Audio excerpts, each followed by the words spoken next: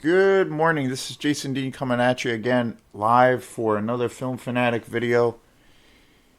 The forecast is pretty nice today. Pretty warm. It is Monday at about 9:30. So hope everyone's had a good weekend. It was a pretty nice weekend. Hope everybody got to have some quality time with their moms yesterday. Mother's Day, of course, was Sunday yesterday. I had a pretty nice weekend. Went over to my folks last night. Got my mom some flowers, all that good stuff. And we have a tradition of we usually have dinner. When I go over there, we usually have dinner, and then I usually bring over a pile of movies. My folks and my mom especially are. My mom's a huge movie fan. She loves horror movies. My dad loves movies too, but my mom is more in line or in step with. She's definitely a horror fan. She actually was a guest on my show. Now that I think of it, I almost kind of forgot that she was even a guest on the show, and it was super awesome. I had her on the show because it was last year, it was a while back, but I had her on the show because she was really, at the end of the day, the main person in my life that got me into film. She got me into Alfred Hitchcock. That was my first director that I became aware of as a kid. She was also into a lot of slasher movies, it still is. A lot of the campy horror films, Friday the 13th.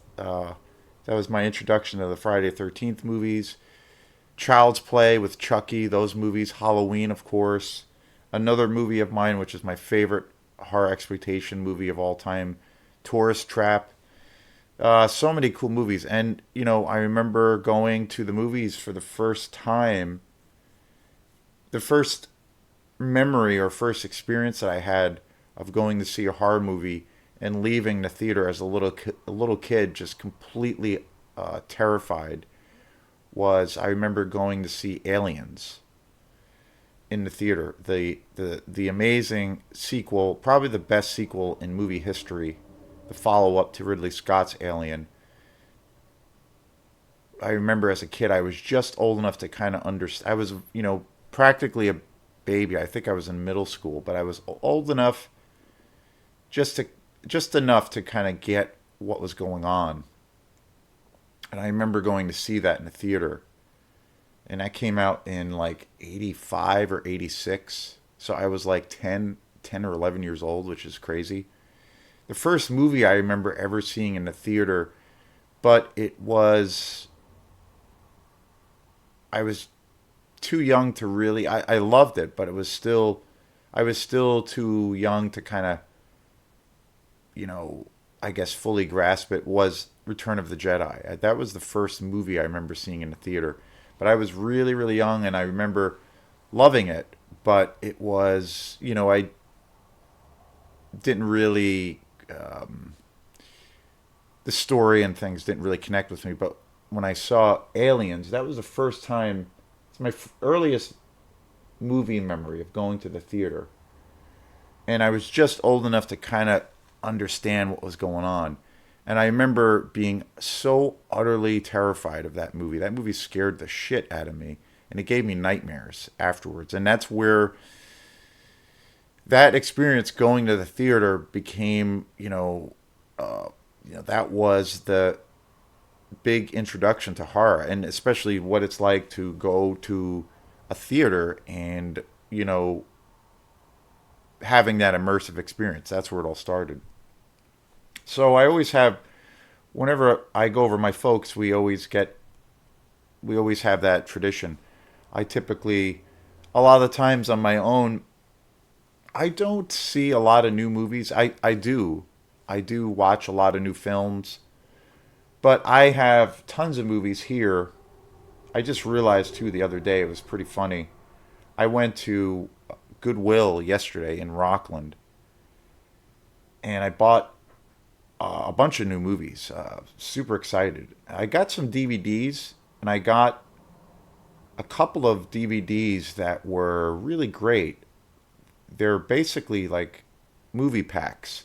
I don't usually buy too many DVDs anymore. I try to focus only on buying Blu-rays. But these were such great deals, and it looked like they had such great movies on them.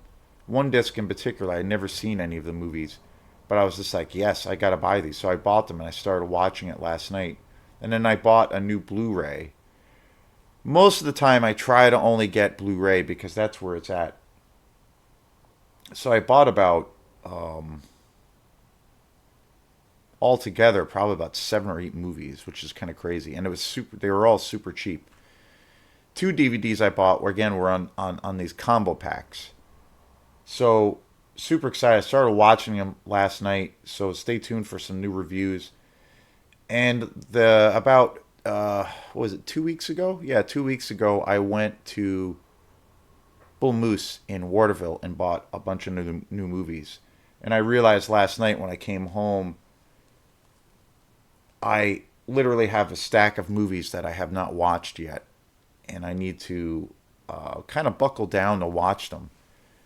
Because that happens sometimes, when you get a lot of movies, it happens with, anything that one collects, like if it's books or, albums or whatever it is, which I buy those things too, especially with music. You might get inundated and you buy a bunch of things and then you realize, oh wait, I haven't really listened to this or watched this or read this.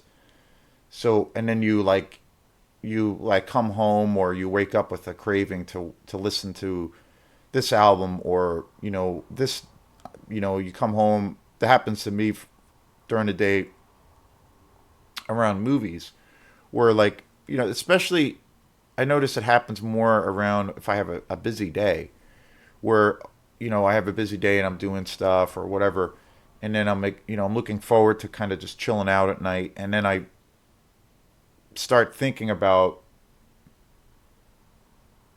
what kind of movie do I want to watch, and sometimes I'll have an idea in my head all day of like, oh, I'm craving to really watch this movie, and then that night or during that day I'll pull it out of my shelf and I'll stick it on the table, and then at night I'll throw it in.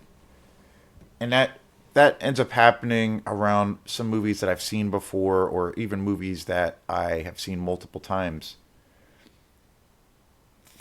So that's typically what happens. But on the other side of things, that can be kind of detrimental if you're a collector because you keep forgetting about this other stack of movies or this other movie that you want to watch and that you kind of need to watch because you bought it and and I was initially excited to buy it, so I end up, what ends up happening is I end up forgetting about it, and then that gets put into another pile, and then I never get around to watching it. So sometimes what I'm trying to do now is actually, like, because I have so many movies right now that I haven't seen, I actually comprised a pile of those movies, and I'm making sure that I watch them. So stay tuned for a bunch of new reviews on some films that I bought recently. Super excited to get to that. I don't, that sometimes it happens with YouTube guys where they'll review movies and they order a bunch of movies, say online, or they'll buy them and they never actually watch them. I don't really want to be that person. I love to talk about movies that I've seen and that, maybe I know something about, that I'm enthusiastic about. And I always try to keep these reviews centered around the idea of movies that I own. But so what I end up doing because of that situation, I don't typically go to rent movies as much, Opera House Video. What I end up doing a lot of the times when I go over my folks, I will, and occasionally over a friend's house, but it's usually around my folks. When I go over there for dinner or something, I'll usually go to Opera House Video and rent a bunch of new movies that I haven't seen, and then we watch them over there. Movies like a few movies that we watched fairly recently over there was Pearl, which is just an incredible movie. X. There were, and then a few other movies. Tar was another one that I just did a review on last month. So I did the same thing yesterday, and it's it's a fun way of, for me at least as a fan, bouncing back and forth with a lot of variety. Because a lot of the times when I'm here at home, I watch all kinds of movies, but again, most of the stuff I end up watching is, a bunch of, a lot of exploitation movies. I just started one of the combo packs. One of the combo packs that I bought yesterday is this awesome combo pack from Elvira, who, the iconic Elvira. She used to have a really awesome TV series. I think she still does. But basically, she had this really awesome horror TV series, and where she would specialize in showing, all of these low budget exploitation horror movies. So I bought a collection of movies. It's got 3 movies on it, and it's an Elvira collection, and it's all of these really obscure werewolf exploitation movies that I never heard of, and I'm just like, this is awesome. So I started watching that yesterday. I never heard of any of them. Some of them go back to the '60s. Really low budget, super campy. They look super cheesy, and so I started watching that last night. So I'm excited about finishing those and watching those, and and then also, stay tuned out there to see reviews of these movies. It's super fun. I always love, my favorite thing is taking a chance and buying some movies that I've never seen before, which I do most of the time now. Very rarely, there's maybe one movie or two that I bought where I didn't wasn't really a big fan of. There was a movie that I bought last last year called Ballad of Blood, and it's I thought it was like an older horror exploitation movie, but it was actually the director's name escapes me now, but it's actually it's a film by a pretty famous Italian horror exploitation director, and he made a later movie that came out not all that long ago. And when I bought the movie, I thought it was one of his older films because the whole packaging and everything looks like it's like an old school '70s kind of horror exploitation movie. And I started watching it. I've tried watching it twice, and I don't know. I just can't really get into it. But I started watching it and realized, oh wait, no, this is like a really new movie, and it's okay. It's all right. But again, it's something I need to actually sit through and watch to make a full judgment. But so far, I'm not really digging it. I watched maybe 35, 40 minutes of it, and it's pretty gory. But I was disappointed because I thought it was going to be like an old kind of movie from like the '70s or even early '80s. But it's actually like came out maybe 5 years ago. But that's the only movie overall. And again, it's hard to say I'm disappointed in it, but that's the only movie so far I'm kind of disappointed in it. Only because I need to actually watch the whole thing since I own it. But other than that, every movie I've bought, I've been super pumped about and super excited about. So it's been a really, I've had a really great string of luck around my purchases lately, especially around older films, or especially around movies I've never seen before. And one of the movies we watched, or that I watched last night for the first time, is this movie that I've heard a lot of things about, and holy shit, I was blown away by it. And it's called Infinity Pool,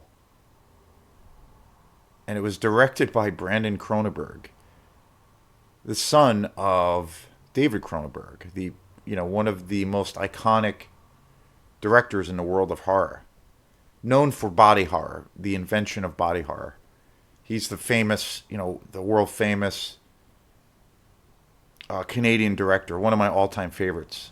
I've done a few shows on some of his movies. He's one of my favorites of all time. Just amazing. But evidently, he has a son, and I saw one of his other movies, and I didn't realize that was Brandon Cronenberg. And I kept hearing about this movie called Infinity Pool. And a good buddy of mine who we have a lot of the same interests in movies had just seen it. And he had told me about it. and said, "You got to check it out." He's like, "It's amazing." And it just came out this year, 2023. And I watched it last night over my folks, and this movie is completely incredible. It is. I was kind of glued to my chair the whole time. I was blown away by it. I was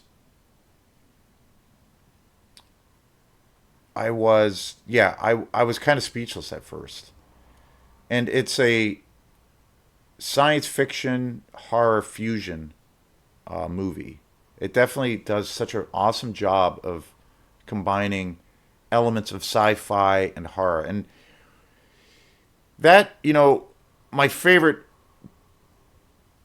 style of movie, my favorite movie style or genre is the slasher genre. With especially in the exploitation world, and I've talked about that extensively. I love all styles, all kinds of movies and different styles and blah blah blah. But slasher is my jam. The other genre that I really really love, if you want to call it a genre, but it's when you have really good sci-fi blended with horror. I love that. To me, that's just such an awesome combination of things. And Affinity Pool is that on 11. The movie is such a trip. Literally, it feels like you're on a drug trip, like you're hallucinating the entire movie. And the film score, the music for Infinity Pool is just amazing, like amazing. It reminded me the film, even though it's very very different, but it kind of gave me that feeling of when I first saw, and even when I see it now, it gave me this feeling of when I watched Mandy from Nicolas Cage, which is my all-time favorite Nicolas Cage movie. Super trippy, super dark, ultra gory, ultra violent, very mysterious. Again, something that just feels like you're in this acid trip. Affinity Pool left me with that same kind of feeling, even though it's a completely different kind of a movie. It it left me with that, feeling like all my senses were completely immersed in this film.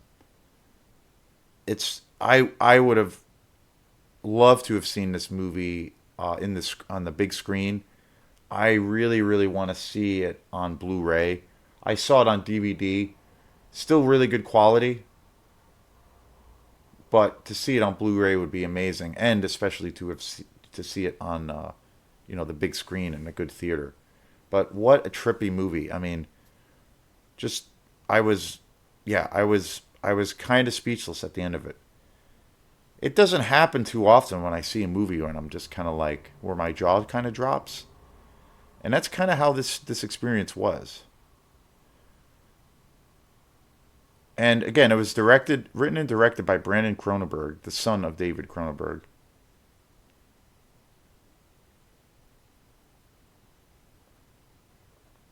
It came out in January of this year, so it's pretty much brand new. It just came out. I don't know if this film had a theatrical release. It might have, but if it was like a real limited release. My buddy who had told me about this film watched it online, so I don't know. I don't believe it had a theatrical release. If it did, it was very small. But I know it was available streaming and still is. But it was cool that it hasn't. It didn't take all that long for it to come out for rental. In a physical format, which I was super excited. But the cast for this movie: Mia Goth, Alexander Skarsgard, Cleopatra Coleman, Amanda Brugel, Thomas Kretschmann, Jaleel Lespert, Caroline Bolton. The cast is just amazing. And Mia Goth, I just think, is the best actress right now. I think she's the best actress around, period, or best actor. She is, the only way I can describe it, she's a fucking powerhouse. Like, she can do anything. Her character in this movie is so unbelievable. And it's so, she plays such a interesting, complex character that has all of these layers. And by the third or fourth act, she is almost she goes into the space of her character where she's completely like, you see that she's completely insane, and it's just like unbelievable like how she transforms herself just within this one film with a character that has all of these different kinds of shades and is really kind of complicated and is really, her character is such a, you know, kind of the main, I feel like Mia Goth carries the film.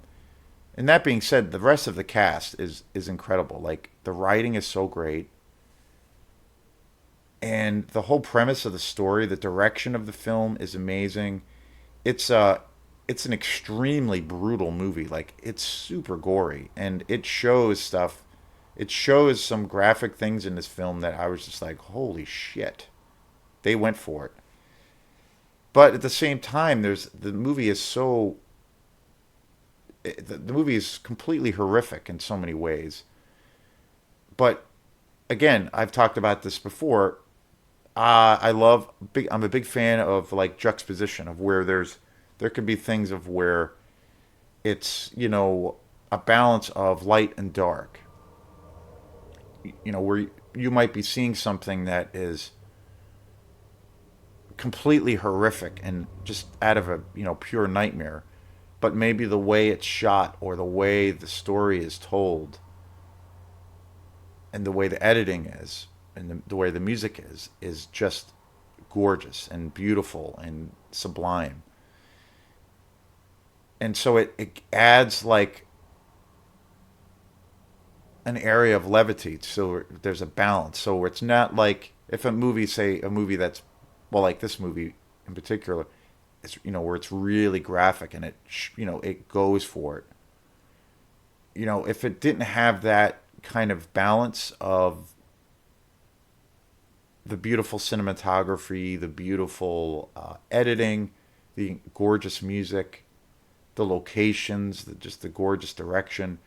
If it didn't have that, the movie could probably be, to a degree, like too much or unrelenting, or just you feel like you're getting pummeled.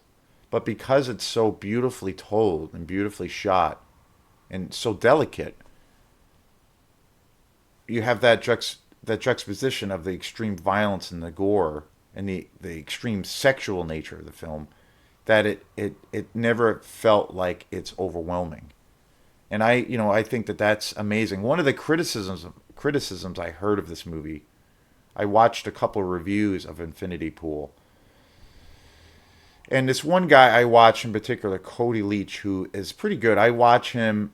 There's a lot of things I disagree with his about his channel and how he, you know, certain movies he goes after or that he talks about. But you know, again, it's his opinion, and that's great. I think one of the problems that I have with his channel is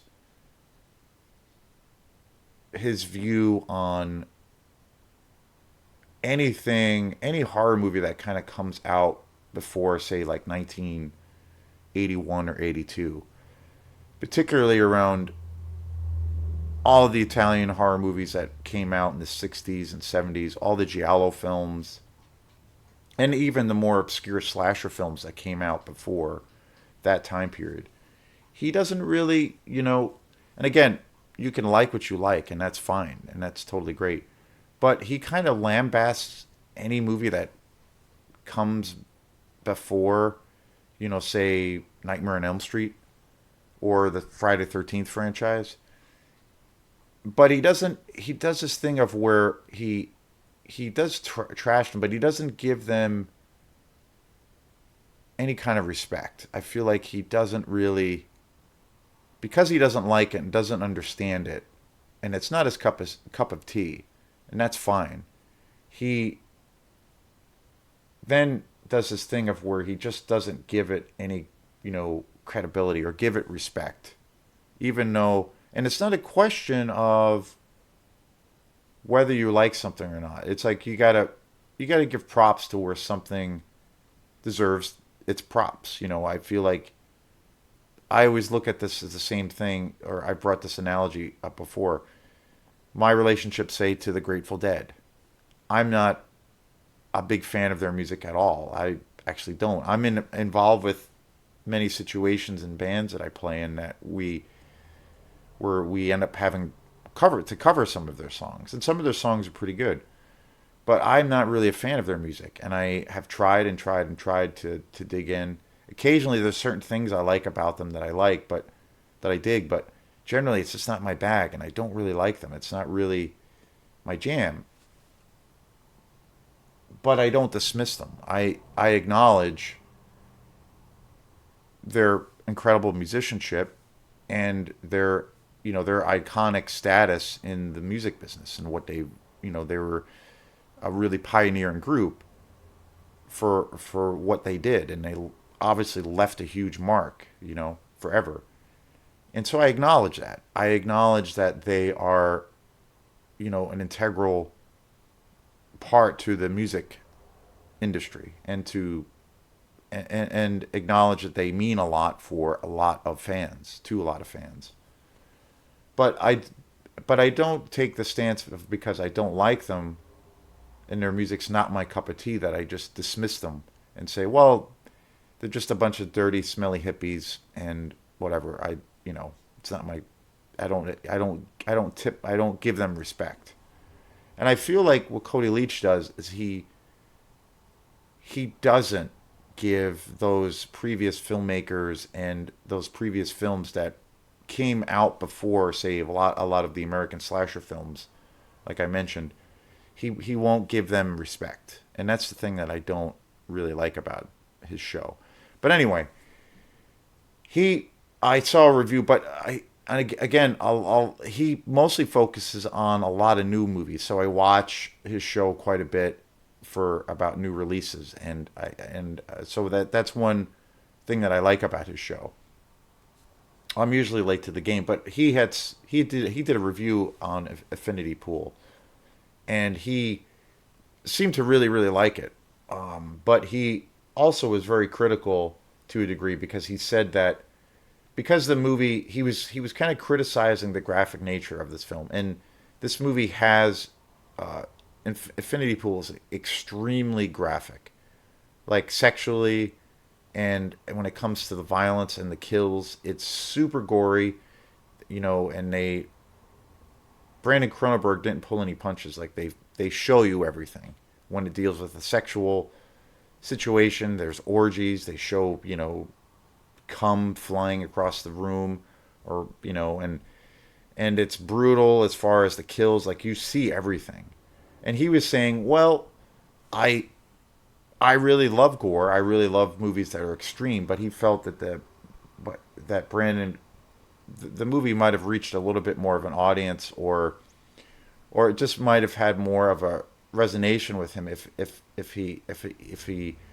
had a little bit of reservation around it, and kind of showed a little bit of restraint. And I get that, because a lot of the times for me as a fan, when it comes to music, even overall things, I'm a big fan of believing in less is more. What you don't see or what you don't hear is often almost more exciting. I did that big show recently where I had one of the actresses from Black Christmas. And that movie is very much, I think, one of the most important slasher movies ever made. But that movie has a lot of restraint to it. It's actually more of a suspense movie than anything. And I talked about that with her in the show, where you don't necessarily see the monster, but you can sense the monster in the room. And also, a movie that is the epitome of that, I feel, is Ridley Scott's Alien. It's it's very slow, but you don't actually see the alien very, very much, and you just get the sense of the presence of the monster. So it makes it scarier, and it leaves a lot more room, obviously, for the viewer, you know, and for your imagination. So I completely get that argument. Like I understand that, but the thing that I think the reason for me that I think the way that film was shot, or the way this film was shot, Infinity Pool by Brandon Cronenberg, and because it's really excessive and over the top, though, the graphic nature of the film, for me it really does work. And the reason is because of how beautifully done it, beautifully shot the movie is, and that, like I said, that juxtaposition of the really beautiful and delicate, gorgeous set design, the visual aspect of the film, the editing, the atmosphere. It's such a beautifully shot art piece. And because of that, it has that balance. So for me, it doesn't get overwhelming. If Affinity Pool was done by a director who is not as talented as Brandon Cronenberg, it could be that kind of thing of where it's just unrelenting and just, gory for the sake of gore, the just graphic for the sake of being graphic. But it doesn't do that because it's done by such a skilled hand. But anyway, tremendous movie, and the whole premise of this movie is just incredible because it's basically centered on these rich elites that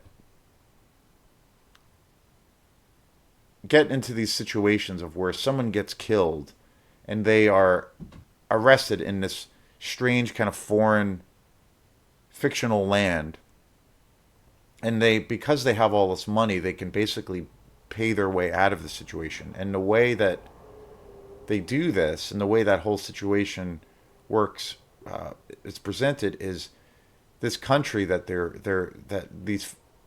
well, at least this main character who gets where things start, where it starts really unfolding, where he basically has this situation where he's driving drunk and he hits somebody and kills somebody. He gets arrested and is facing, basically execution.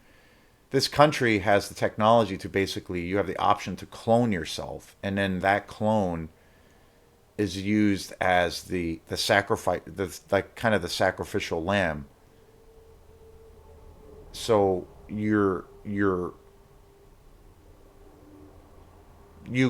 the person themselves who gets arrested can still live, but they'll use the clone